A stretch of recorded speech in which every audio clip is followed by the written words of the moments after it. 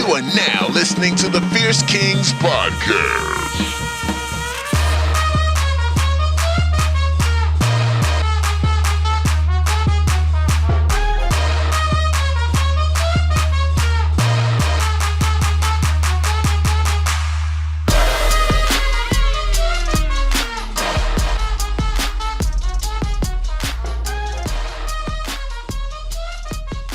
Yep. Very cool. Cool. All right, check it out. So I was going on over to the old liquor store, right? Yeah. This was Christmas Eve, so it was about a week ago, right? Yeah. About a week ago. You know what I mean? Yeah. Yeah. And with all the COVID restrictions, right? Mhm. It's tight in the liquor store, right? Because they only want you to line up in one line, right? Yeah. And you gotta be 6 feet in between all that stuff. So it kind of wraps around. It's kind of annoying, but this is what you got to do, right? This is the way it is now. And so if you know my area, and I know you know my area, so there's a liquor store right by the Duke there. It's a condo. Right? You're talking about the one on Dundas east of Kiel. Exactly. And so I was there, and I was getting a nice bottle of red, right? But the vintages section is right by the cash there. It's not, and it's not a very good section there. It's actually quite poor. No, the place is trash. Yeah, it's awful. But I'm not going to mission to another place, right? I'm going to go to the one that's just right around the corner, and that's the deal. Well, the thing is it because you take the heel toe express, or do you still drive? I still drive, but the problem is, I know it's 2 blocks. But and the parking there is perfect because you literally park and you just go into the store. It's because there's a green P behind it, right? There's a green P right behind it. So the thing is, so here's the situation. I grabbed the one that I want. Now I'm in line. If you're going to the vintages, you're in line now. Like you're in line. You don't want to lose that spot because there's people behind you and everything. There's a guy in front of me with a cart. So when you see someone with a cart person is bad news, man. Well, you know the length, the longevity of this transaction. You're looking at 12 minutes potentially. Yeah. Plus, if they're a baby boomer, there's going to be 2 to 3 debit card issues. If you know what I'm saying. Potential malfunction. Oh, I meant credit card. I left it in the whip. The whole 9, right? Did you scan my air miles yet? Yeah. We did, sir. Oh, you said debit. This is credit. Oh, this is actually my PC Optimum. My apologies. I have to go and get my other wallet from my other jacket, which I actually left back at home. There's 15 people rolling their eyes. All right. Easily. Minimum. Easily. And the problem also comes down with the fact that you tend to be, especially if you're the one behind the guy who's in front, you're doing the look back, like, get a load of this guy, right? Like, I can't believe this guy. I'm just trying to get a vintage and be on my way and drive 2 blocks home. Like, that's really all. I need to drive 1.5 blocks home. I just want to get home. You know what I mean? And so this guy's got a cart, but he also wanted to be in the vintages. Okay. Right. So you had a vintage group going on. 100% vintage group, full vintage. We're all vintaging. Right. And he goes in and these are not cheap bottles. There are cheaper bottles in the vintages, but he was pulling 40s, 50s, $60 bottles. I'm saying the vintage is probably, you're starting at the minimum 25, 16, 20. Yeah. 20. Like, yeah. 20. Yeah. So he filled the cart. It was probably like 18 to 20 bottles. So I'm thinking to myself, damn, this guy's about to drop some $500, $600. And the way he was dressed, he had nice shoes. He had a really nice peacoat, a scarf, one of those caps. I'm like, this guy might be one of those fucking sommeliers. You know what I mean? Yeah. People are coming to Christmas at his house. There's the turkey. He's like, oh, try the Bordeaux 1984 Chateau de la Barabara. You know what I mean? And people are like, this guy knows. I'm like, okay, cool. He's basically he's trying to flex in front of his company. Like that's just it. Like he's flexing he's got people over and he's like, oh, you want a Beaujolais? Oh, I've got one of those. Oh, it's a 74. Oh yeah, it's a 74. Nothing is before 2010. You know what I'm saying? Sorry. Yeah. That's the staples. 10 years. 10 years marks it. The decade limit. 100%.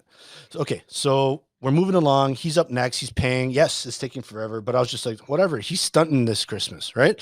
Yeah. Dude, I shit you not. So at the front of the cash, I don't know if you've seen this, but they have these like 6 packs of Fireball shots. Yep. They're kind of in that group with the half Mickeys and the airplane liquors, right? They got these small bottles, all kind of, it's like a POP, it's like a point of purchase thing where they've got these like small little bottles that are kind of like, you're looking through, you see, and you're like, oh, a little bit of Henny right there. I don't want to go for a full bottle, but I'll take a 3-pack of the Henny skis for a little digestif after we just a ham and a fat turkey roast. Let's be 100% clear. Whoever shops from that little thing is a full-on alky, and that's a roadie.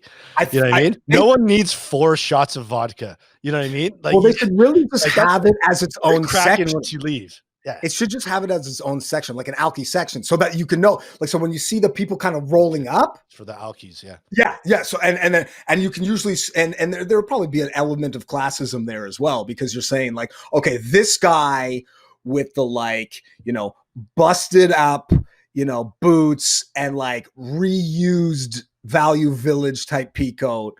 He just needs to, he's got 635 in his pocket. That's 2 Carling. Just a couple Carling or a 1 Bailey's, 1 Fireball. Something to keep them warm. Just something to keep them warm. And it's just like, so as opposed to having them crowd up the front, give it its own section so that they know that that could be an express section. Yeah, it's just an alky checkout. Yeah, they should have it at a window. If anything, they say, "Oh, what you want the 3 Fireball? Okay, it's yours. 635."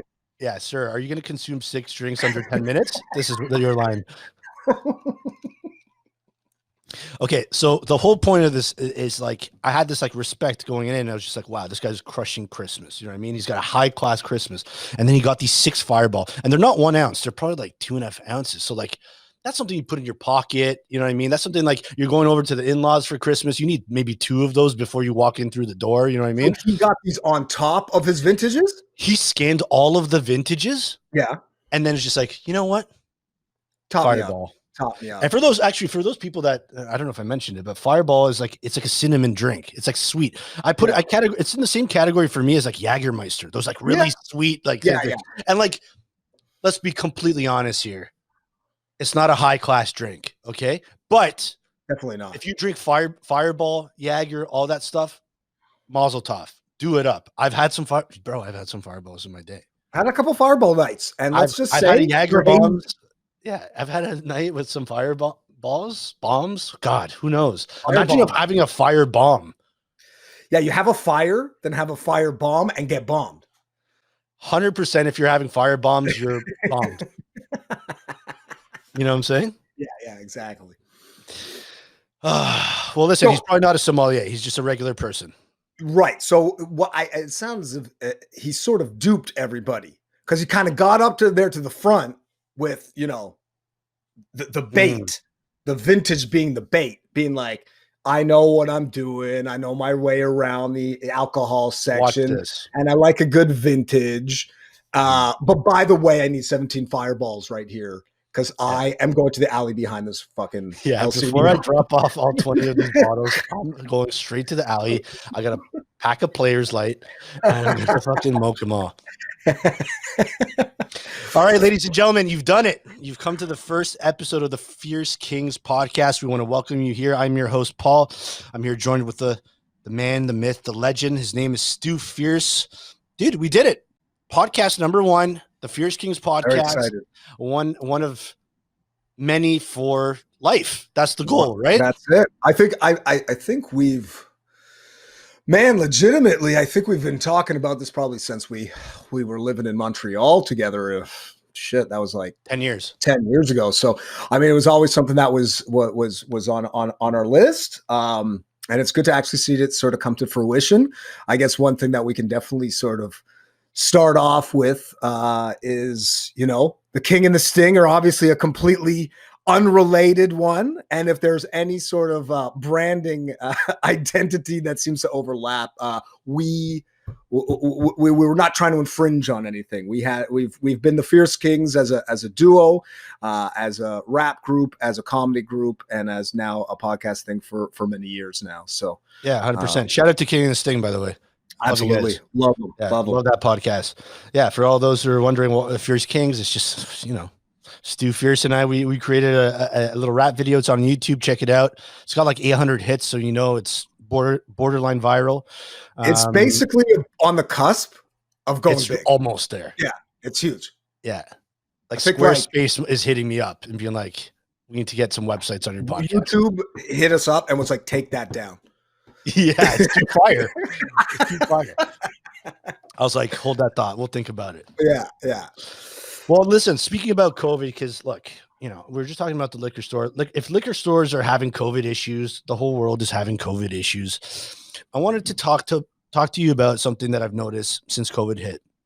And I don't know if I can explain it, because we would need a mathematician.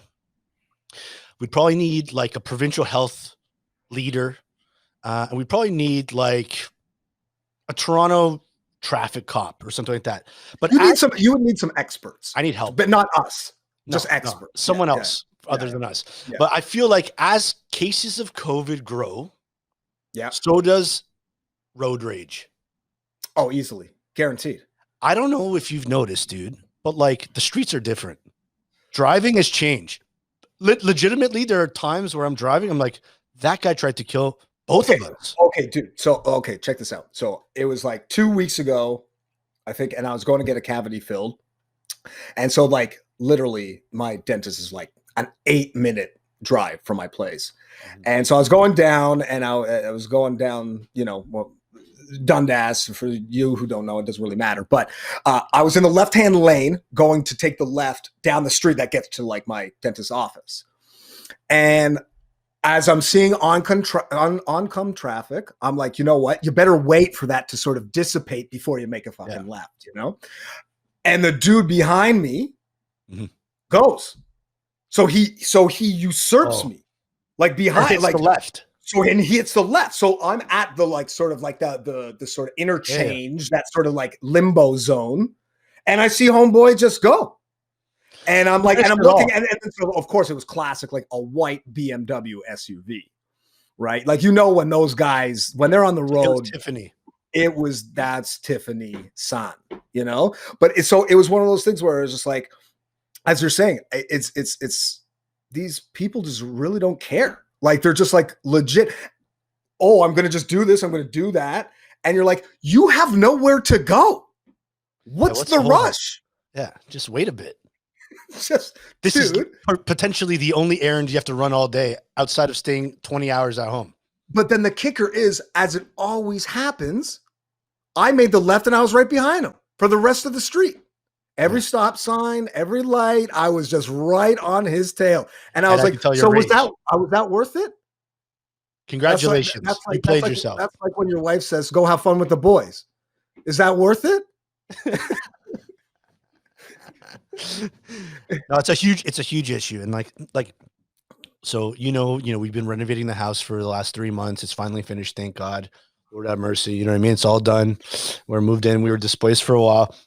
So there was frequent trips to Home Depot, and I think Home Depot's in the States, right? It's everywhere, right? Oh yeah. So like that parking lot is stressful, right? Like already the parking lot is stressful because there's just so many people and the spots are tight, and there's like very heavy push carts, and like sometimes you'll just see one kind of rolling out. Someone got lazy, and it's like that will screw up your car big time. You know what I mean?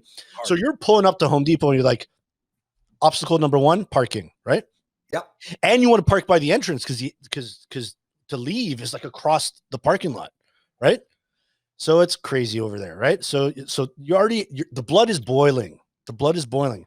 But it's already a pretty contentious place, right?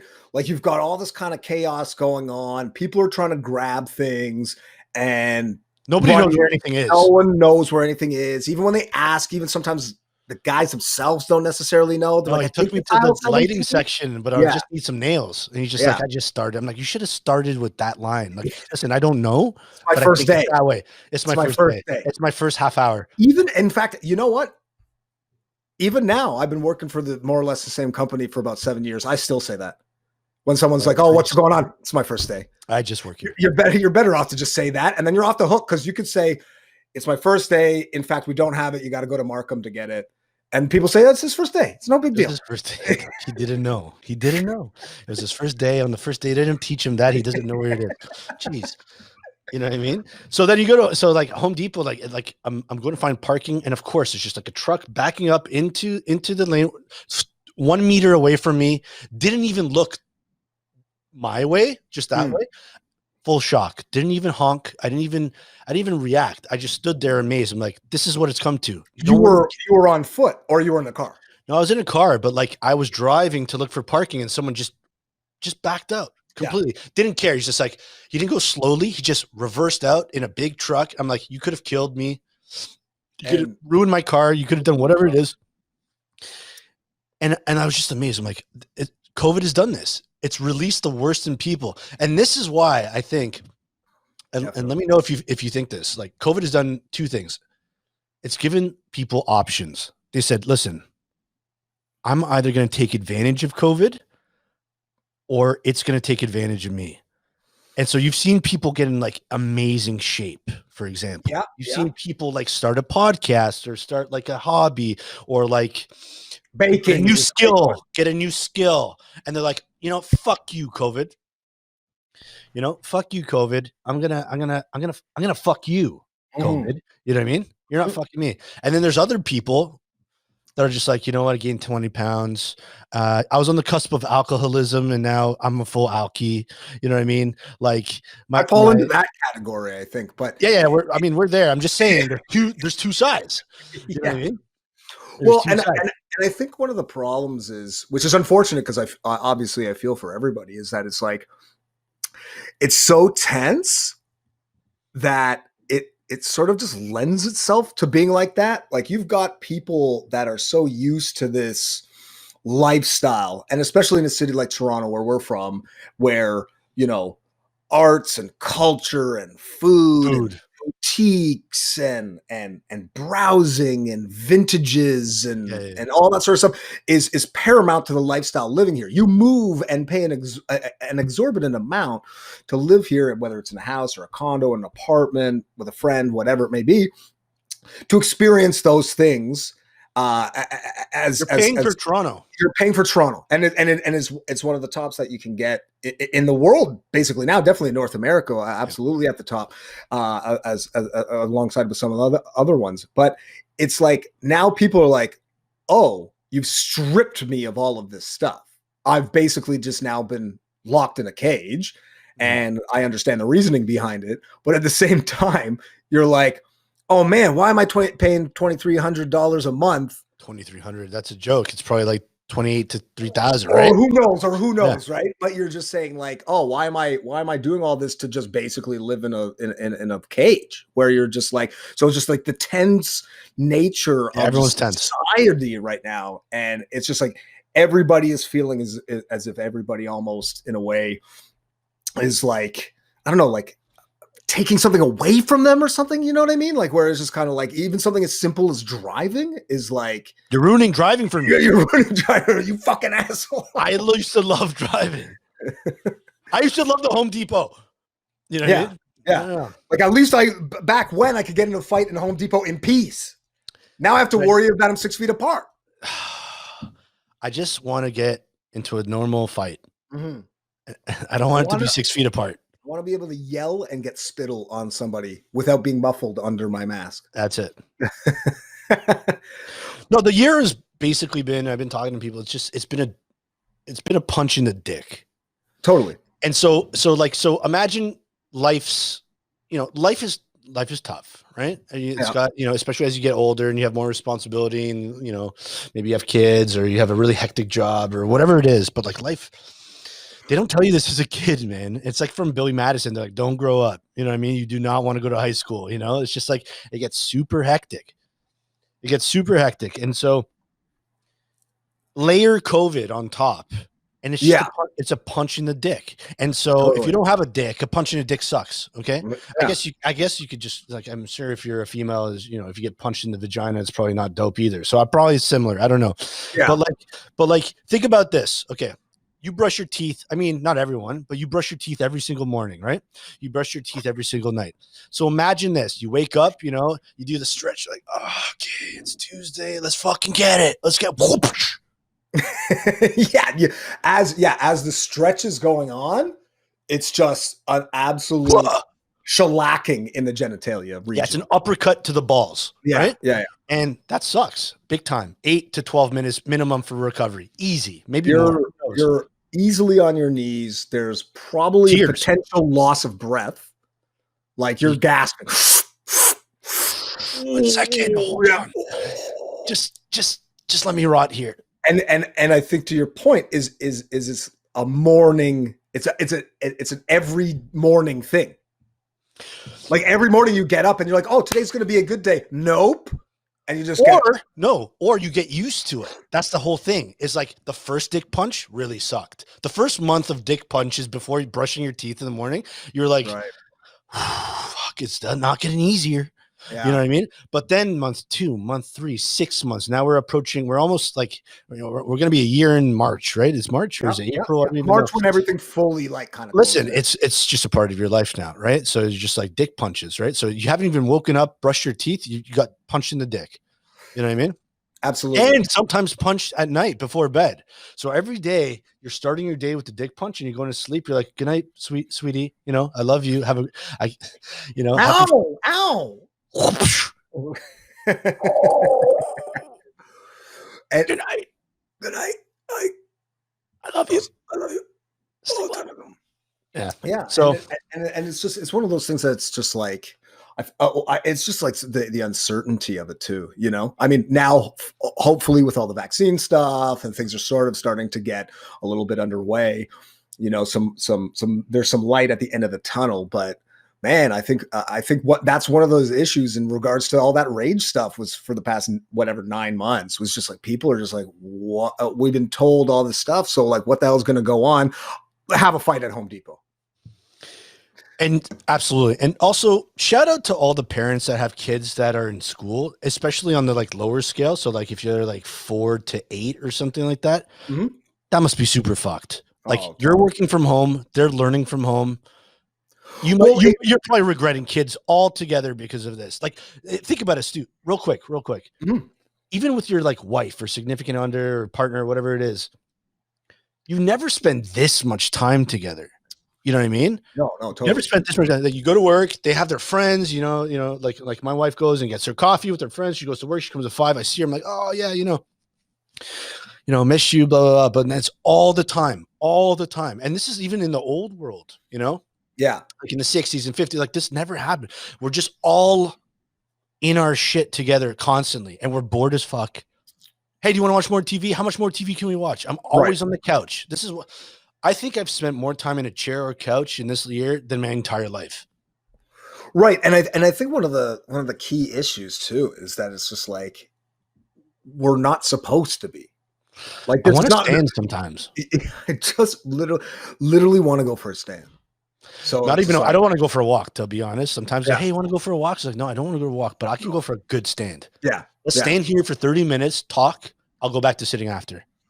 Like even on the podcast, I might do a couple standing sessions. Just like, you know, how people have like stand-up desks. You just have to do a stand and just get your, you know, get the lumbar, prevent scoliosis here and just really get the whole spine thing working out because it's just like, man, you're hunched over for like 60 hours a week. And that's if you're fortunate enough to work. If not, you're hunched over on the couch plus whatever. Do you think your whole life? Do you think the Hunchback of Notre Dame had COVID? Yeah, I think. Yeah, exactly. He wasn't just like an ugly dude. He was just like, yo, I got COVID for 2 years. I tested positive and I had to be shunned up into the bell tower and now my back is fucked. My back is fucking murked. You know what I mean? And then girls don't like him. He's like, do you know what it's like living in a bell tower for 2 years with COVID? Yeah, for all we know, he might have looked like Brad Pitt back in the day, and then he got it, and then it just went tits up. I don't know the story because I didn't watch the movie. I think he becomes handsome after, so like I don't know that he must have got the vaccine, but like, I feel for him. It was a bad scene for a while. Yeah, at he the just had he had a couple of bad years, that's for sure. a couple of bad decades And a shit job. He's Yeah. like, oh, it's 12. Oh, gotta ring the bell. Imagine you missed that bell, you get fired immediately. Brutal. Bro. If you hit it at 12:01, people are Fam, like, you're okay, fired. this is it for you, pal. You had one job and you got a hunchback and you can't even do that. And you have to be in the same room. So this thing is clanging around and you're just like, my goddamn ears. And you don't have noise canceling headphones because it's the friggin' 1800s. I don't even know. Sorry. I don't know when that story was told, but Yeah. it feels like it. But that would be the point though, right? Is that it's just like this guy, job. he probably couldn't even hear the own alarm he was ringing. Oh, because his ears would be so messed up from being in the clock tower the whole time, right? Yeah. Bell tower, whatever. Bell tower, sure. So he rotted. So he rotted, but basically that's the whole thing of this whole thing. It's just everybody's in a super fucked up situation, and it's just like everybody's just losing their minds. That's why all this shit is happening. But listen, man, there's hope. There's hope. We're gonna get through this. Everyone's gonna get through this. Word on the street, vaccines are coming. It's gonna need more testing. I'll be honest, I think 2021,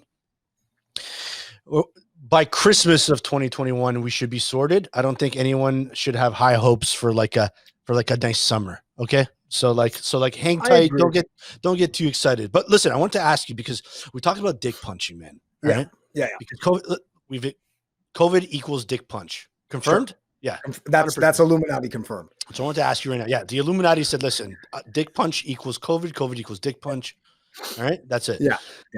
So my question to you is, would you rather do a full year again of 2020, which is like COVID, all the restrictions, the road rages, the excess, the eating, just everything that sucks about the year? Would you do it all over again for 2021?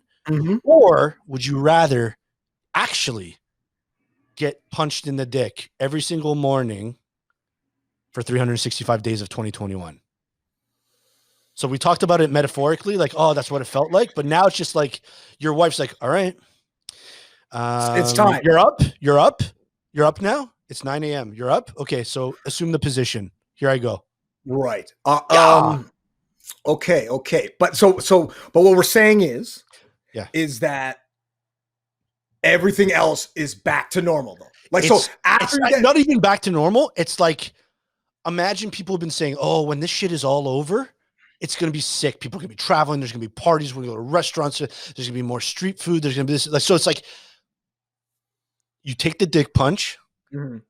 It's how this was the worst year. It's the best year. Oh, so it's like a utopia.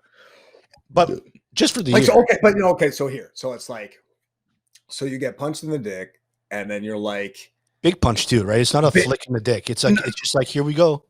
Yeah, no, it's a full on like haymaker, right? But it's a Hail Mary to the dick. But afterwards, you can go hit Denny's for a grand slam, go for work, no mask, go for work, no test. Get lunch and a couple of lunch pops, and after you finish up, you can go to the hockey game or the basketball game or the football game or something in the stadium. 100%. I'll be honest with you, man. I'll probably take the dick punch. Like, that's how brutal I have found this, is being like, you know, there it's some, and it could be some pain for pleasure too, but it's like you get socked in the nards for, you know, it's going to hurt, sting for sure for at least 10, 12 minutes. But then you're just like, all right, cop a bag of ice, put that down there, and then go live my life. Man, I think I might take that, because I just the way, because that's a physical element, right? That's a physical element. All you need is a little bit of ice, some relaxation, and it'll probably go away pretty soon. Probably some ointment. Potentially some ointment. Not Tiger Balm though. Well, yeah. Well, so then I guess, that would be an added element if you're like, get punched in the dick, bare knuckled with Tiger Balm on. That's gonna sting the nostrils, you know? It's gonna sting the nostrils. But I think that the ways that the intrinsic nature or the internal nature of all this stuff has become is like the mental anguish that probably everybody is feeling out there, myself included, of being like, man, like what the fuck? Like you're looking, and especially for us out here in Toronto and other parts of the world, of course, is like when this shit happened, it was kind of getting closer towards the spring, then sort of April, May flowers, June, you know, like April showers, May flowers, this and that. Sure. And then we had this like you're looking outside and you're like, I want to go there. I want to go to there. Yeah. Dude, I want to be in the park. I want to be sipping the vino, get a fucking baguette cracking or whatever, and see your homies out there. And you're just like, you can't, because one of the problems is that it's the optics of everything too. You end up seeing, like, you know, you decide to take that risk and go do that. Then people are like, oh, take a look, get a load of this asshole, right? It's crazy. It's crazy out there. Yeah, it's social, it's health, it's everything. It sucks. This shit is bullshit. 100%. I would take the dick punch. I'll tell you why. Everyone would understand. So like when I'm getting on my Zoom for work, right? They'd be like, "What's wrong?" I'm like, "Oh, I just finished my dick punch, so I'm just recovering from that still." So Yeah. I have comments to make on the situation. You're just coughing a little bit because you're just like, oh, my dick is hurting. Oh, okay, dick. Yeah, exactly. And they get it. They're like, "It's okay. You took it for the team. We're all having a great year." You know what I mean? Yeah. So I'm down. But listen, share your COVID stories. You know, let us know how you guys are doing. I hope you guys are all doing well. We don't have sponsors on this yet because it's the first episode and there's probably nobody listening, which is awesome because there's a little bit less pressure. Definitely. But we have some really great goals of having some fantastic audiences from all across the world.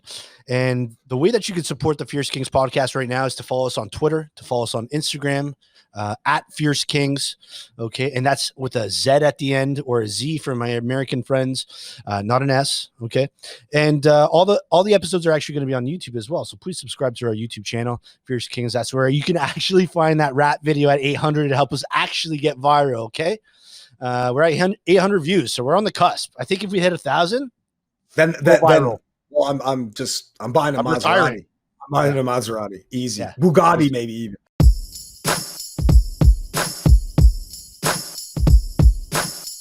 You are now listening to the Fierce Kingz podcast.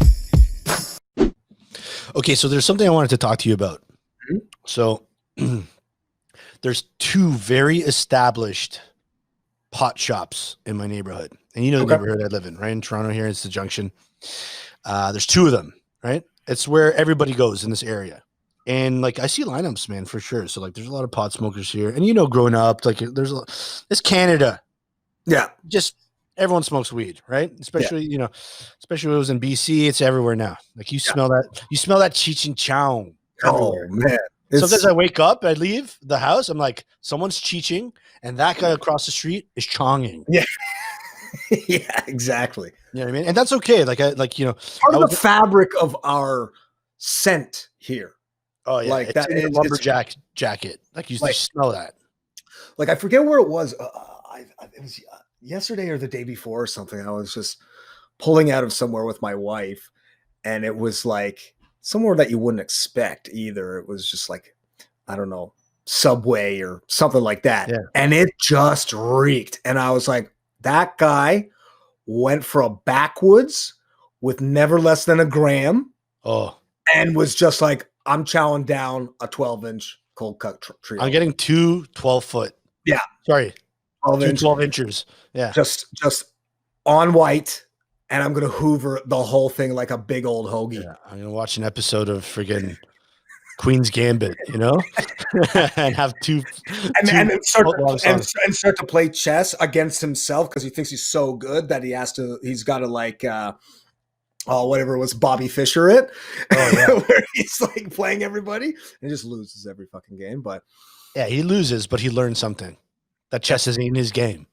That maybe put down the blunt. Yeah, put down the backwoods. But like, here's the thing. So there's those two pot shops, right? Yeah. I'm driving down the street 1.5 blocks away from like those shops, right? and 2 more pot shops has opened up since this whole thing has happened. Yeah, and right across the street from each other. Yeah. So like if you leave one pot shop, you're looking at the other one. And to me, that just it's so stupid. Like, how much competition do you want? Right. But what I'm really asking is just like, is there that much demand for weed in like a 1 kilometer radius, man? Are people smoking that much chronic right now? I Dubonic? So. I think so. I think Is it actually become medication now? Because like, and sorry, I didn't mean to cut you off, but like, do you remember when we used to smoke weed, like when we were younger? Because we don't really smoke pot right now. But like, it was dope, man, because you smoke a little reef, and I'm not speaking coral. You know what I'm saying? Yeah. You know, you smoke a little pang, you know, and it's Friday night with your boys. You're in grade 8, grade 9, grade 10, whatever it is. And you're not laughing. You're laughing. You're eating munchies. You're fucking, you know, this and that. You're playing video games. But now, I think that it lends itself to being so different, and to that point in particular about the time that we were kind of involved with that community, so to speak. It was like there was a little bit of sort of outlawism, little badassery. You'd kind of be like, oh, I got to meet this kind of this sketchy dude, or this dude, you know, this guy's my brother's cousin's friend or whatever behind the McDonald's, and get some shitty Dego bag that's probably half oregano anyway. And you're kind of like, oh man, like you got your hood on, and you know you got your. It's raining. You've hit rock bottom, or what seems to be rock bottom, definitely at that time. And you're taking the $5 from each of your friends that got it all as allowance or as a little kickback or whatever from the folks. And you're like, okay, yeah, we're gonna get a little bit high and toke a dude. And it's just like, now it's just a big box store in a way. I mean, and I'm not anti-weed by any stretch of the imagination. I think that they should have legalized it a long time ago. But it's just like there's this thing where it seems a little less kind of, you know, nefarious or kind of dark or something, where it's just like, you're walking down the junction and you're going to your wife. Your wife says, oh, you know, I need to pick up a couple onions and a few tomatoes for tonight. And you said, oh, I got to get a fucking half gram. So, you know, we'll rendezvous back. We'll rendezvous back at the, you know, at Pacific and Dundas at the Dollarama, and then we'll. I'm gonna go get some raspberry Kush. Why don't you go get us some Lato?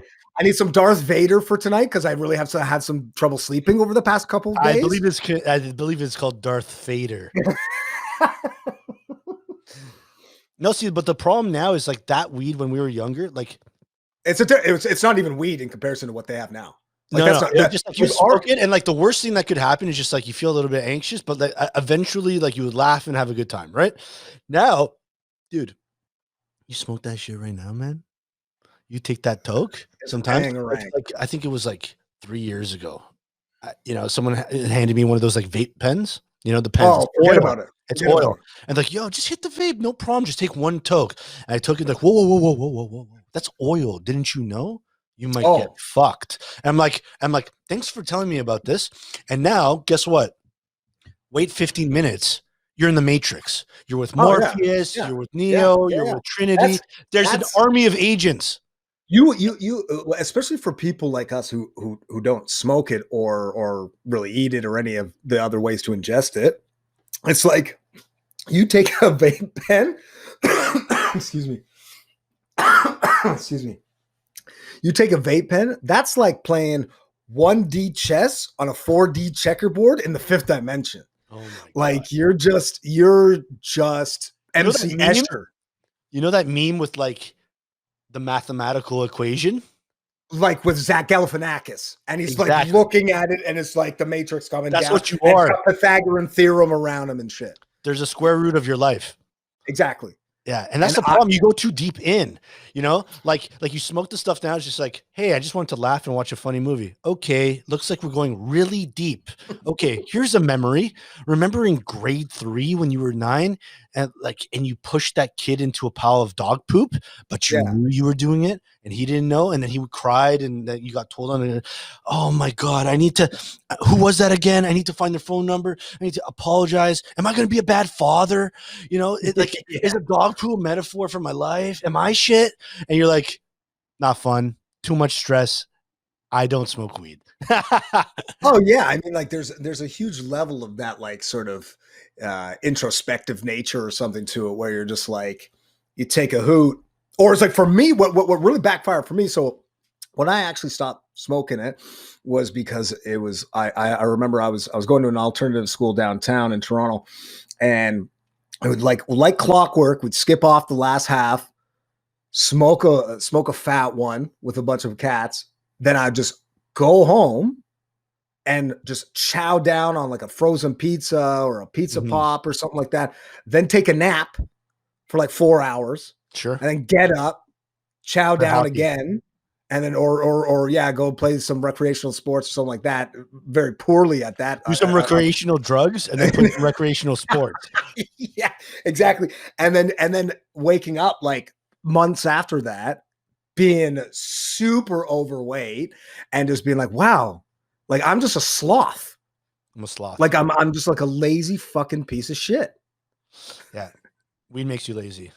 I think that it's not scientific fact, but it should be. It definitely it is for me. It is for me. I don't know about other cats. I know other cats that say, you got to get, because this is another thing as well. And this is, and for all those out there who are into it, that's your prerogative and that's great.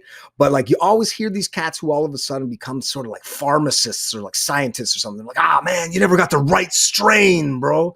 You need this strain. And if you do this on a Wednesday morning, hybrid. Yeah. You smoke this strain on a Wednesday morning wearing blue socks, you feel like you're fucking great. God. Yeah. You won't even feel the dick punch. Yeah. Well, that's it. So maybe that's wake and bake and punch. Awake and bake and punch. That will get us through 2021. That's gonna be that's gonna be remedy.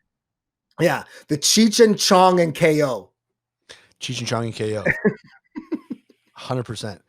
I think the way that I told this to someone the other day, the way that weed is now for someone who, for example, doesn't smoke weed is the way that catnip affects a cat. Cat's just chilling. It just ate its, meow mix, it's having a nice day.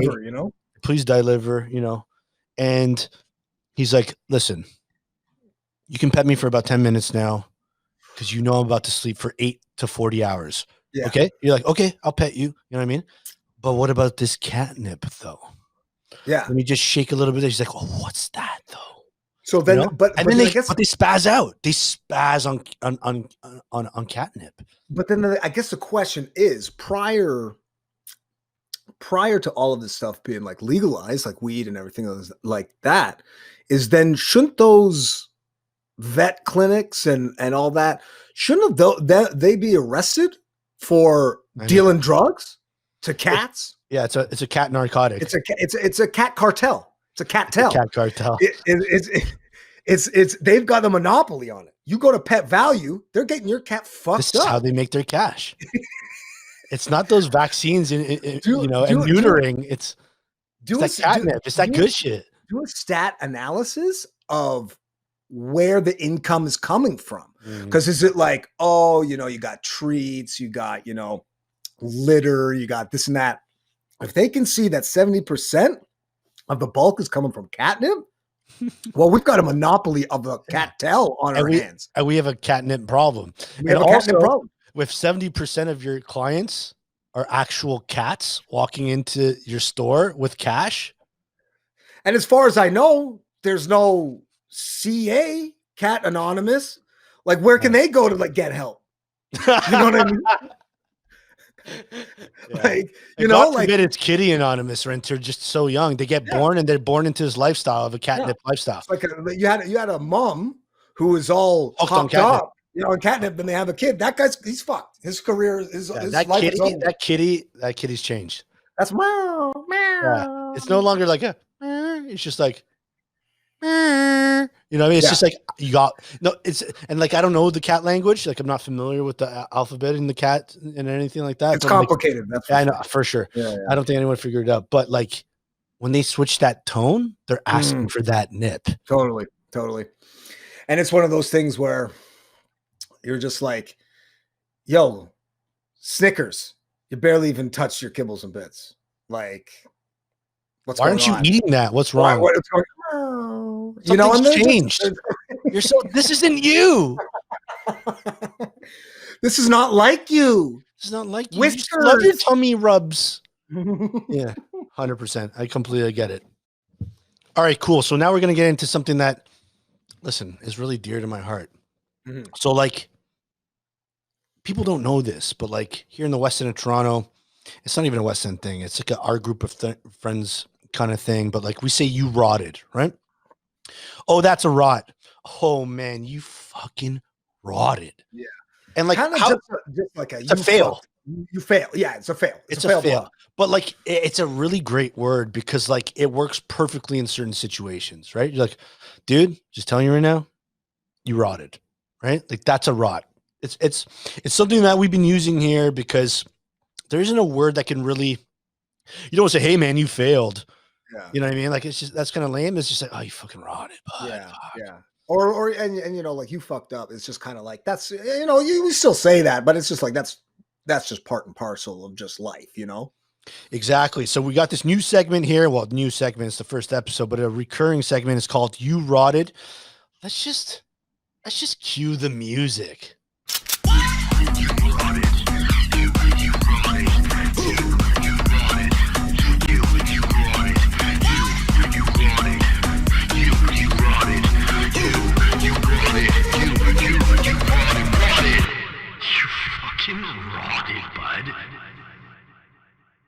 All right, folks, welcome to You Rotted. This is a segment where you guys actually use the hashtag You Rotted on Twitter, Instagram, YouTube, and tell us of your stories when you rotted. All right, so we got about two submissions actually here from some of our fans because they're super fans, and we're just gonna get into it right now. Okay, so check it out. Number one, I love this one. This one's a true rot. This is a double rot. Oh, double rot. And you've double rotted before. I've even tripled rotted. Sometimes I've woken up and I've just like, there's so many rots. I can't even keep count of that night. Yeah, 100%. All right, check it out. So D says, and first of all, shout out to D. Yes, sir. I was born deaf, but have been able to have a lot of support from a hearing implant. That's dope, man. Yeah. And so that has made things very easy. One night I got really wasted and got into my parents' basement to stroke it. And I think by stroke it, I think he means masturbation. So he's going to be masturbating now. He's in that basement and he's ready to get it. If you know what I'm saying. He's tying one on, you know? Yeah, 100%. I started watching porn, but forgot I took out my earpiece. Ooh, I know where this is going already. Yeah. Shit. Long story short, the porn was so loud, it woke up my mom, who was 3 floors up. She came downstairs and caught me in full boner. And I rotted. First of all, thank you for that intimate story. And we've all had it too. And it's happened in some regard to all of us, I think. One thing that I wanted to tell you is like, you never want your mom to see you full boner. Oh, it's super embarrassing. And especially because one's gonna assume when you're at that sort of position, when you know you're going you didn't hear it coming. You didn't hear him coming, but also it's like, you know, you're in your basement, blah blah blah. We're probably under the idea that he might be in high school or a little bit younger, and still figuring things out, and that sort of element of things where you're just like, hey, this is a very intimate, private moment, as it always is, no matter what age you are. But in general, you're kind of going, hey man, I'm sneaking around. You're thinking you're a fucking cat burglar over here, right? Like you're just like, I'm going down for a nut, and then I'm going up there, hitting a quick popcorn, and then maybe you know, diet soda and fucking nutting on heaven's door. Nutting on heaven's door. Wow. Yeah. So shout out to D for fucking sending that shout out to in. D, but Because I just want to say something because this is a double rot. Check it out. okay. He rotted number one. Rot number one is this. He took out the earpiece and listen, I'm sure you've seen Big Wet Butts number 6. Easily. It's one And of my so- faves. I couldn't even tell you the cast, but I know it's Litty in the Clitty. And so like that was on full volume, went up 3 floors, and someone up top was just like, someone's either fucking or someone's watching porn. So I need to investigate. So mom is just like, I'll do this because dad probably can't handle this situation right now. Yeah. So she goes down, she's down, she's hitting flights of stairs going down. And then this is the worst part. Because now your mom has leverage on you. Right. She saw you masturbating with your earpiece out. And what I could imagine, she'd be like, she's actually less pissed off about you masturbating and more pissed off that you had the earpiece out.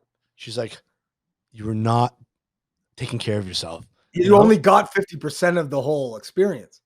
Yeah, it's true. Actually, now you think about it. Oh, yeah. There's none of that.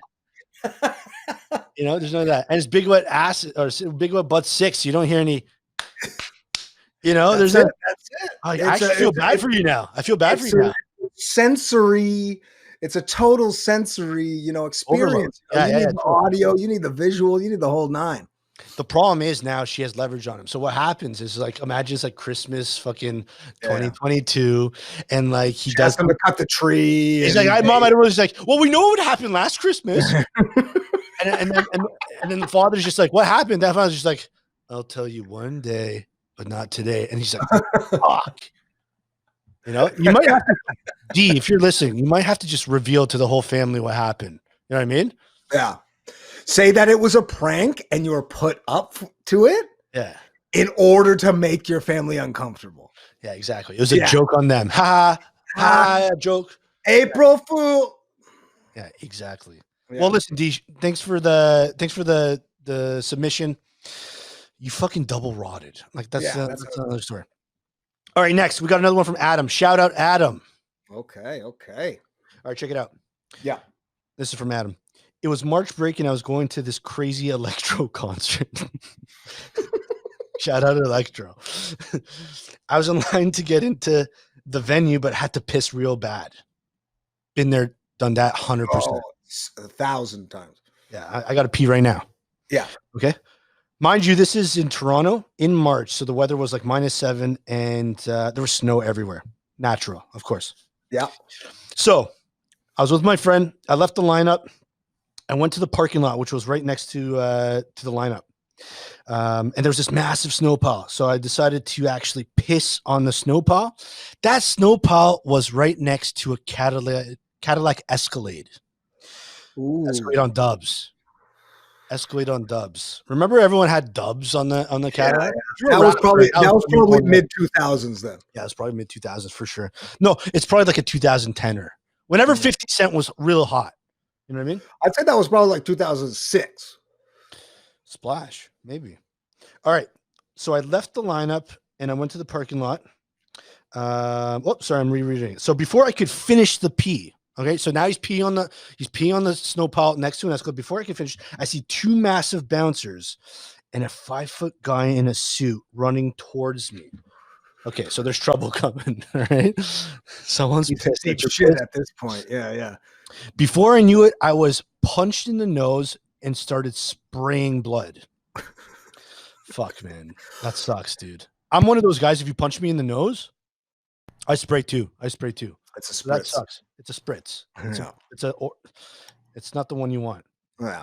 The guy in the suit stared into my eyes and said, "You pissed on my Cadillac." I was like, "No, man. I pissed on the snowbank here. Look right here. Here is the piss. I will show you the piss." So he was doing some like CSI shit. I don't know. He was like, I got the forensic evidence. I got the forensic evidence that shows urine next to your car and not on your car. So in the court of law, he would be exonerated. Probably. But not to the short guy in the suit. No. He was like, he was violated. Your wiener was next to God knows what. And that is a $60,000 car we've got a problem right now. We got a huge situation. Right. Okay, continue. Adam continues. He was adamant and wanted to prove it, so he got on his knees near the rim, slid his finger down the rim, tasted his finger, and said, "It's fucking piss." Oof. I started laughing and got punched again. I couldn't believe a grown man was risking to eat my potential piss to prove a point. Hashtag I rotted. Hashtag so did he. Fucking hell, man. That's brutal, man. Because Yeah, it's just rotted. like, because well, but I mean, that's one of those things. You know what? You're a hero. You're doing God's You know work. what? The other guy rotted. Because what do the bouncers think? You know what? Yo, man, you almost tasted piss. It was a hashtag meta rot because he rotted and got fucking smoked twice in the face. Couldn't get into the concert, probably. There's no chance. Oh no, his ticket was void. And then the other guy was going for a quick pee-pee drink, and then it was over for that guy as well, because like there's no way you can go back like telling someone, being like, yo, I thought this guy pissed on my car, I want to go smoke him in the face, then I licked his pee up to prove that why I punched him in the face was a good idea. So he fucked up. And also, how does he know how pee tastes? That means he must have tasted pee before, because he's like, it's fucking piss. Yeah, maybe he wanted him to pee there so that he could drink it on his own. Maybe he's addicted to piss. Yeah, and maybe when he's going back to the venue, to piss, you know, he's addicted to piss. Maybe he went back to the venue, said, "All right, thanks, bouncers, for covering my back," and he goes up to the bar. He's like, "I'll get a double squeege and vodka." I'm gonna get a urine spritzer, please. Yeah, can I get a urine spritz on the rocks, please? Well, no jazz, no lime, no nothing. You know what I mean? Yeah. Well, because I want to interview that guy. Is he a piss tester? Maybe he's a scientist. I don't know. That's the thing, is that maybe we have to track down Adam. We have to say, yo, hook us up with the info of the bar and the employee situation, because if we can track it back fast enough, we'll know exactly who that Escalade is. And if you got a license plate, maybe that'll be easy to track down. Yeah, just see who owns that Escalade. Yeah, who owns that Escalade, and is he still drinking pee? Yeah, because that's really what we need to know. We need to take this guy to a court of law, and we need to know if he's guilty. We need to take him into a stall of law in order to see if he's in there just guzzling. And maybe when he goes to the washroom at a restaurant, he's like, "This is what I'm here for. This is my calling. This is my call. I'm drinking." You finished with that? But it always reminds me of like a lot of this shit. Like, I mean, because I think at the end of the day, and I mean, shout out to both of those boys and or gals who have submitted stories, is that we all fall victim of these things throughout our lives. And like, I even remember one like pretty hectic for me. So when we were living out in Montreal, I don't know if you were out there yet. You might have come. Might have come the year after. But so basically, I was driving on. I was on my bike. It was a fixed gear bike, and if you know, those things are already kind of dangerous as they are, especially in Montreal, which is basically one big mountain, bro.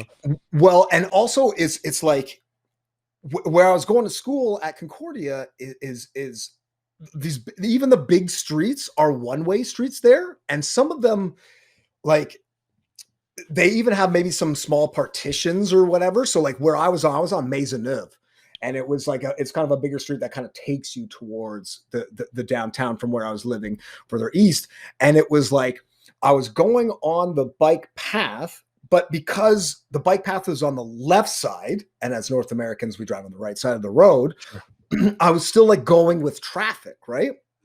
And so like I'm going, and I forget exactly what street it was. It was a couple before Guy, which is the kind of like where Concordia is. I was going with the traffic, and then this guy wanted to make a left. It was actually a girl. It was this girl who wanted to make a left, and because I was going with them at the same time, I guess she didn't expect me to be on that side, because normally you're expecting it to be on the right side as we go with traffic that way. I did a full on, like, she T-boned me, and I went just over the hood and did a full on, like, sort of Superman, like, spinorama thing. And I was like, I literally went from like one side of the block to the other. So like I crossed the street basically in the air. Yeah. But it was Superman that hoe. Superman that, oh, what's a you? And so basically, like as I kind of spun around and I had all the shit that I was wearing for school. So it had like my computer and I think it had like a sweater and like a scarf or whatever. I think it was in the fall or something.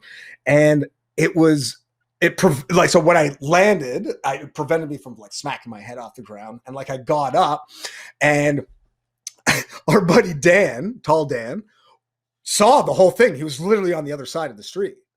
And he was just dying of laughter. And then when he kind of looked over to see what the commotion was about, he was like, "Oh shit, it's Stu." Yeah, so he ran over. He didn't know it was you. He didn't know it was me, but he was gonna laugh. I mean, it's still funny.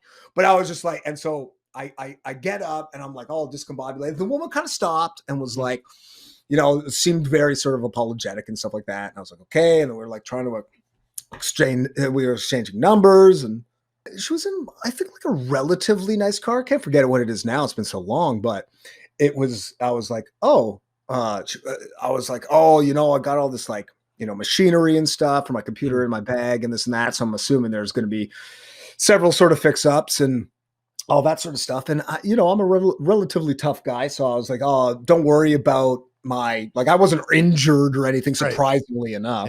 Yeah. But so then she was like, yeah, we'll get it all sorted out. You contact my people and vice versa, that sort of thing. So I was like, okay. So then I I made it to class late, but I ended up going still. But then when I got there, because it was the helmet that I should have probably been wearing in the first place, but wasn't, my computer was dilapidated. It was the laptop was like busted open. Maybe and the laptop saved you. It did, guaranteed. That would be my sort of impression. And I was like, oh man. So, well, first of all, there's a rot of being embarrassed in front of a ton of people because Maisonneuve. First of all, you bailed. Everyone knows when you bail, everyone laughs and looks and everything. And it's and like going to a 9 a.m. class on Maisonneuve near Guy in Montreal is that's downtown. That's downtown. There were some spectators, Yeah, and then you still strolled into. I bet someone saw it happen and was in the same class as you, and they're like, "Are you fucking okay, bro?" And you're like, "Oh yeah, don't worry about it, but my MacBook is fucked." By the way, shout out to Apple. You guys have very sturdy MacBooks. So if you want to sponsor podcast, maybe throw one on. That's it. And then so I was like, "Oh shit, okay, well this thing is fucking toast. So I guess I better get this all sorted out." And then so on top of that, the woman gave fake information. She's a crook. So when it all came down to being trying to call and it went to this dead number or just this weird voicemail or something like that nothing ever happened about it. And it was just oh, smart play by her. Not gonna lie. Good move. But I was just okay, so you get the bike rot, you get the computer rot, then the reparations rotting. It's the rot trifecta. It's a rot trifecta. Yeah, you hit every single corner of that triangle. It was just every single thing that you were basically just wow, everything that day that sucked, man. Fucked up. Everything fucked up. And I wouldn't be surprised if you didn't feel it at first, but I bet you that when you woke up the next day, you're like, I got hit by a car.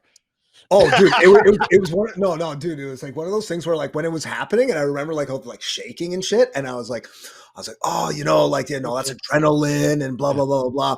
And then it's you go and doing all this stuff. You try to go into class. I think they ended up they were trying to say oh, you should go to the hospital or something. And I was like, no, it's fine. I think I just had a little sprained wrist or something like that. And then it was then you go to bed and you wake up the next day and you're like, oh, I got hit by a car.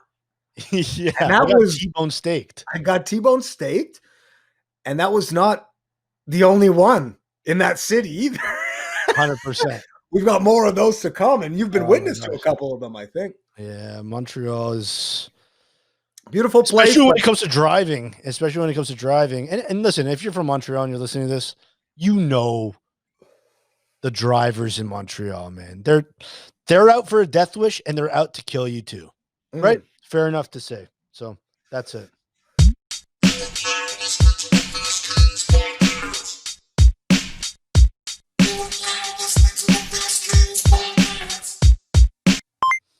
Okay, beautiful. Let's keep it going. So check it out.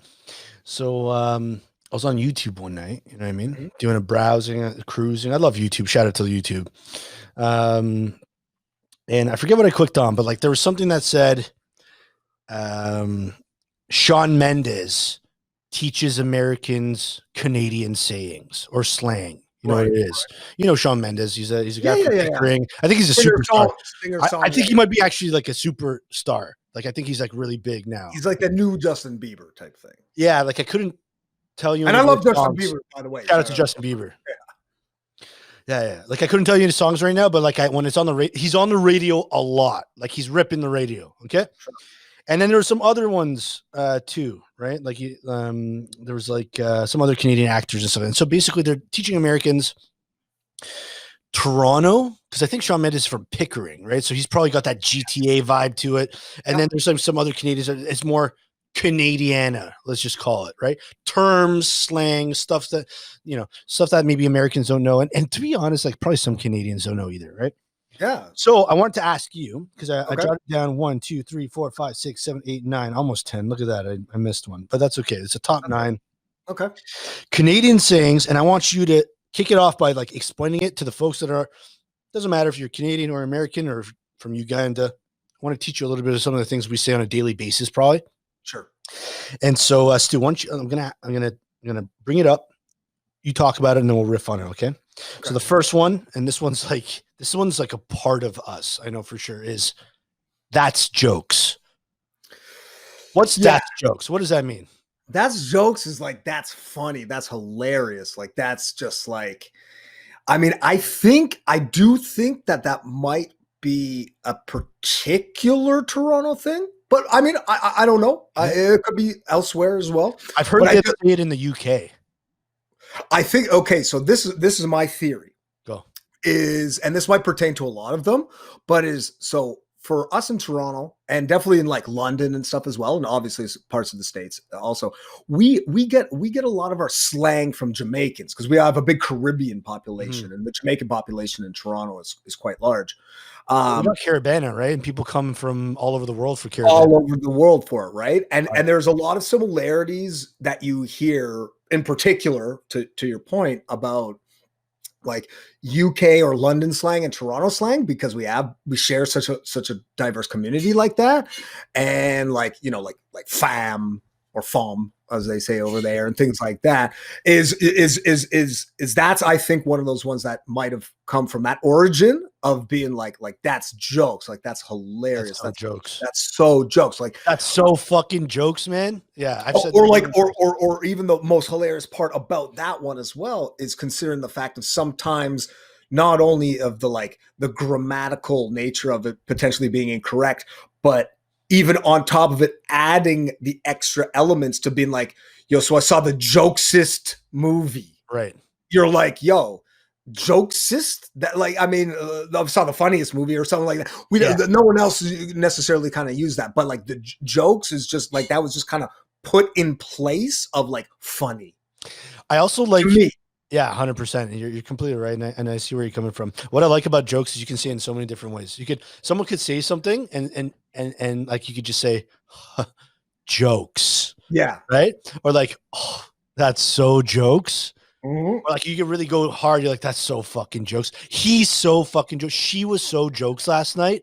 Yeah. You know what I mean? Yeah. Oh, that's the jokesest thing I've ever heard. Yeah. Yeah. It's funny, but no, you can't. It's the jokesest thing you've ever heard. It's just that's the jokesest shit you ever heard. All right, yo, check this one out. And I know we say this one a lot. What are you saying? What are you saying? Yeah. So like, what's that? What's up? Yeah. What's up? What's up? What are you doing? What's happening? how are you? Even it almost sort of transcends basically any sort of like verbal contact of It's acknowledgement, isn't it? acknowledgement of just being like basically like, yo, like what do you say? But because it could also transcend so many different things. Because you could be like, yo, what are you saying, man? And you're like, oh man, just chilling, making a podcast, whatever. You could and then No, but what are you actually saying? Or then you could be beefing with somebody and they're like, yo, what are you saying, man? And then you're like, Yeah. oh, I didn't, touch your girl's ass or whatever. You know what I mean? Like, it's just like, it's one of those things where it could be, again, a lot of these terms always end up going beyond just like the sort of the face value of it, and the inflection lends itself. Yeah, like for example, like someone could be doing something very sus. You'd be like, what is this guy even saying? Exactly. And that in and of itself, you're just being like, yo, sus. What are you even saying right now? Yeah. Like you call someone out. They're like, oh yeah, well, I've done this. It's like, yo, what are you even saying right now? You can't say anything like that. Or you're like, yo, what is this sus fool even saying right now? Yo, and then you're like, yo, so this guy's a sussy man's? He's a sussy man. Okay, moving on. A Mickey. I didn't know, but this is a Canadian thing. A Mickey vodka. Which is for us is usually 13, I think 13 shots, which is 375 milliliters. It's kind of like a personal bottle of liquor, but it's a lot. Like for the average consumer of vodka. Oh no, you drink a Mickey, you're fucked up. You're fucked up. Like you could get fucked up. But it was just like, that's a Canadian thing? It is, apparently. Is it? They don't say that in the States. Oh, or like anywhere else. Like, Mickey, what are you talking about? And I think it's Mickey, slip him in a Mickey means like a roofie or something like that. Which, yeah. So like, I don't know. Yeah. So Mickey is usually what? 12 to 13 ounces of hard liquor. It's like a personal bottle. It's like a personal bottle. Like you can get a Mickey of Fireball, but you're going to want the 4-pack, Yeah, exactly. Want the 4-pack of Fireball because you want to get that fire bomb. Yeah. In front of your fire's mom. And you want to drink a fire bomb in front of your fire mom. Yeah, well, listen to Eminem. Nom, fom. Okay, moving on. 2.6. No one says 2.6. We say 2.6 all the time.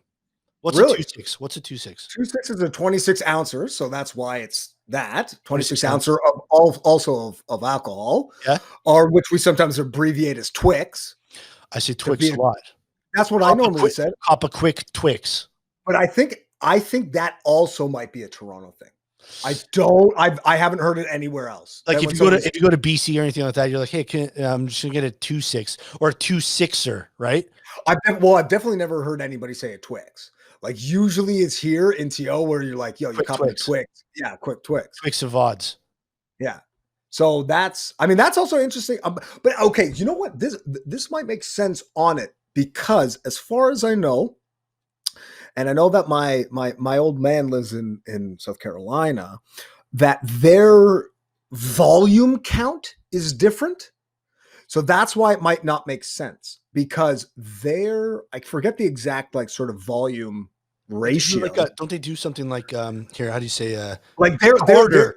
No, is it a quarter? Yeah, but I mean, if you get like, so they actually don't, as far as I know, and anybody out there, a fifth. Or like I know, and people out there can correct me if I'm wrong, but as far as I remember, and especially if you go to duty free and things like that, they do liters of alcohol. They don't do 750. And maybe this is just like maybe a duty free thing, but I always remember they always had liters. Yeah. Which would be whatever it is in its volume in ounces or whatever. But that's why, because a liter isn't a 2.6, that would be like 33 or something, right? Like it's a different volume count. So I don't just had to screw up everything in the States, didn't they? It's like the whole world is doing this other stuff. You're like, no. They're waiting for everybody. Oh, you mean a 2.6? Or no, it's not quite that. They're waiting for everybody else to catch up, man. I know, maybe. All right, let's move along. Twofer. A twofer. Or like a 2.4. Sorry, a 2.4.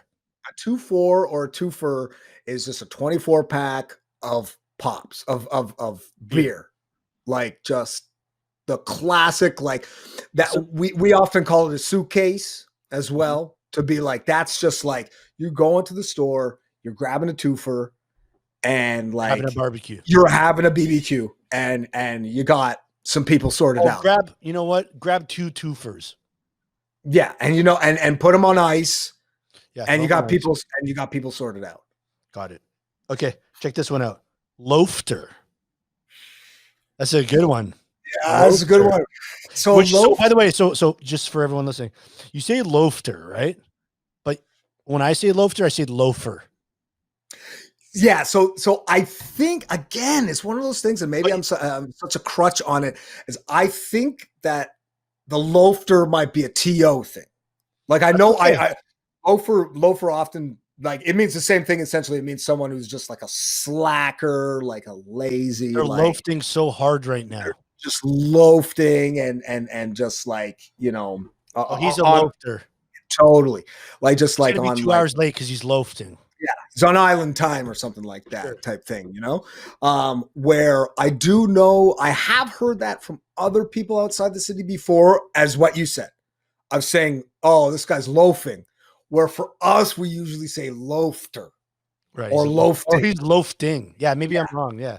I've heard loafer. I have heard loafer too. All right, jokes. Check this one out. Beauty. And this one I haven't been like rocking that much, but I see it all the time. A beauty. That one is more Canada. This is a Canada for sure. It's Canada, and I mean, now they're getting into it a bit in the States, but it more comes from a hockey perspective. Sure. All the hockey dudes are like, yo, that guy's a beauty or a beautician. What a certified beautician. Shout out. What's the show? Letterkenny. Shout out Letterkenny. Yeah. The certified beauticians right there. Just like a cat or girl or boy or whatever, that is just like, you're just like, what this person's like just the sickest cat that you ever met. Also, I find you say it when someone does something really dope. So for example, if someone, for example, like, oh shit, we're out of ice. And someone comes back, he's like, no.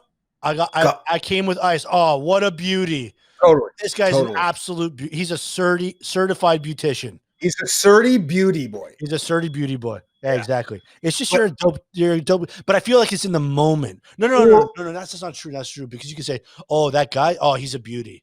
Or yes, that's definitely true. And it's also one of those things where almost in a way it seems like it's all it can be a person. It's almost just like a noun in general, right? Like a person, place, or thing. Sure. You know what I mean? Where it's like you'll be at work and someone will be like, you'll be like, oh, I forgot to, sign those TPS reports. Oh, don't worry, Frank did it. Oh, what a beauty. Exactly. Or, oh, I didn't get a coffee. No, there's coffee right here. Oh, thanks, John. Oh, you're a beauty. You're a total beauty. Just like you can say beaut too. What a beaut.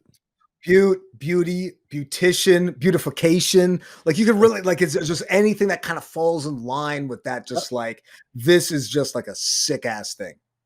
Dope. Okay, check this one out. Clicks. So Americans don't know clicks. Really?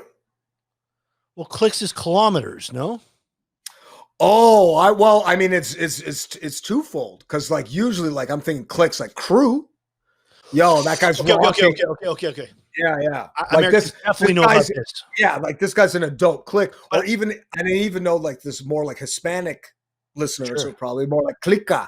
Like, yo, this is sick clica. Okay, in this situation, click I think is more so kilometer, because click in that regard, like you hear in rap all the time.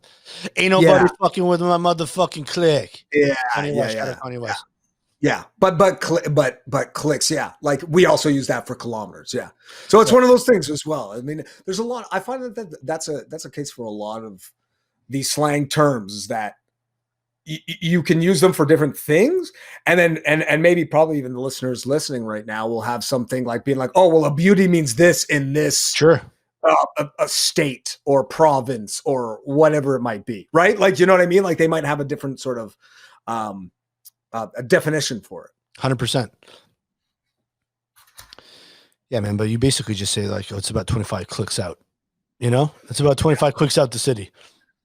Right. What's so interesting about that as well is that, especially you got places like in Europe, like, because obviously we use metric for basically everything here in professional ways. Like when someone asks you, you're not like, I'm 181 centimeters. Like I'm 5'11". Like they don't do that. But actually, like in places like the UK, and I think other places in Europe as well, they actually are metric system except for driving, where the UK is miles. No. I think the UK is kilometers. No, the UK uses miles to drive. You sure? That's their metrics. That's their measurement system for when you're on the highway. Yeah, it's interesting because it's a bit of an outlier. Yeah, I find that a little bit. I will. I'll definitely check it out. I'm gonna have to look it up because when you go to like the Caribbean, that were like English, part of that whole empire, like they still use kilometers and stuff like that. So that's a little bit shocking. But if it is, like, whatever, like that's great. Yeah. All right, man. This is the last one because we're approaching an hour and a half. This is awesome. We did it. Yeah, I'm very impressed. We spoke for an hour and a half. For all you listeners, if you guys are, we came, we saw, we podcast. We came, we saw, we podcast. If you're sticking with us from to the hour and a half mark, we must have said something kind of jokes. You know what I mean? And so we're hoping. And so thank you so much. So Stewie, right here. Yeah. Chirping. To chirp. Chirping. The chirping. Beaking, chirping. Beaking. It means just talking shit, man. It means just chirping. He was chirping like a little bird. Yeah. Just giving you the business. Giving you the business. Oh, this guy was chirping you so hard last night. Yeah, I had to chirp him back. You went to go wheel abroad and he was chirping me about the broad that I was. Oh, that's a chirp. You get called out. You get called out. Someone says something like, that's a chirp. And that almost spurs a fight. Oh, he chirped. Guaranteed. He chirped you. Why was he chirping? Yeah. Why would he do something? Yeah, well, and you'd almost even promote that as well. It'd be like, yo, this guy fucking chirps you, bro. And you're like, what? Why would I gotta check him. Yeah. I think, and I'm not sure because I don't use beaking a lot, but I think beaking means like even more hectic chirping. He's like really going in. Again, it's one of those things I generally hear from like the sort of hockey guys who are like, yo, this guy's beaking you, bro. Because I think it's just all about just the neck movement. Just neck movement, just in up in your grill. Up in your shit, man. Getting chirped. You got chirped. I'm chirping him. I'm gonna chirp him.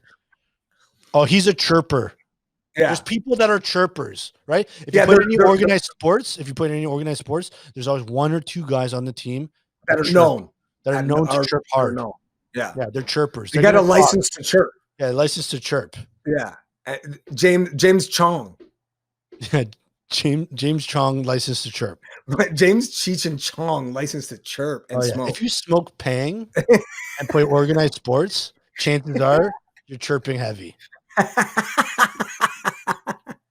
All right, folks, that's it. That's episode 1 of the Fierce Kingz podcast. Thank you so much for listening. All right. Listen, we're on every single network, every podcast network. Please subscribe to it. We're also putting these on YouTube. You can follow us at Twitter and Instagram at Fierce Kingz. That's also a place that you can put the hashtag #YouRotted and tell us your stories of times that you rotted. But I think that's it. We're looking forward to episode 2. Come right out with us. Any last remarks, Stu? Just thanks for listening, and we're gonna be even funnier the next time. That's it. And listen, really hold on to 2021. It's gonna get better. We're all in this together. That's it. Looking forward to the next time we talk. All right? Peace out. Have a good one.